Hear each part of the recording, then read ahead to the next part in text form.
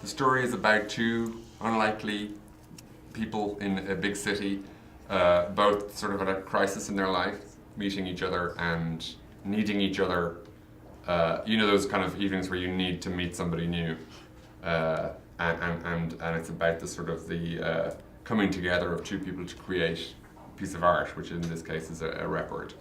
And the backdrop is New York, and a sort of a hot summer in New York, and it's kind of it's an interesting romance, I guess, a romantic sort of take on the music industry. I know a lot of singer-songwriters in Dublin who got famous or who didn't get famous, and a lot of couples for whom,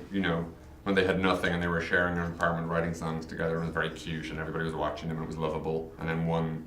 strikes gold with their song and the other doesn't, and those things never happen at the same time, so that creates an interesting sort of conflict within relationships.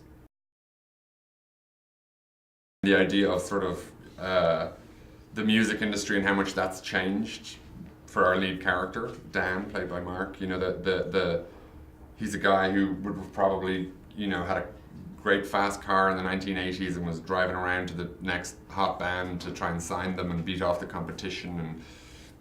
wave money around and take them to fancy restaurants and give them drugs and all that stuff. And now it's like 2014, all that's gone. But he's still alive, and he's struggling, and he meets a girl who's been abandoned by her boyfriend who's in the music industry, so she's wary and reluctant, and these two people come together in New York to try and create a record. Fame comes along and sort of grabs you by the throat and takes you on this journey, and one day you're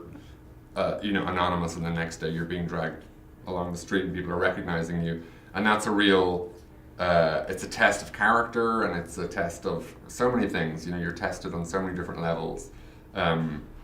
so he was great in how much he sort of lent us in terms of his experience of being in a band that were one thing and then became this other whole thing, and so he was great, and also sort of steering me right, because it's been a while since I've been in the music industry. So there were a couple of sort of anachronistic things, or things that I probably Adam helped me a lot with, in terms of getting a sense of just how much that industry has changed and how different it is. I think it's really interesting to make films with a mix of actors and non-actors. And I've always done it, and sort of cut my teeth like hiring my friends to make films on camcorders when we were kids, who were non-actors, but then some of them became actors, and that's quite interesting as well. So they're your friends, but they're actors, and you get them back in to do something, but you see them as a friend, not as a movie star or as an actor or something. So I think it's interesting to sort of casting in that way. I think is just really good fun to watch. I think that part of acting in a way is doing something that you're not familiar with, and getting actors to physically do things that they don't do in life, whether that's fighting or physically transforming, or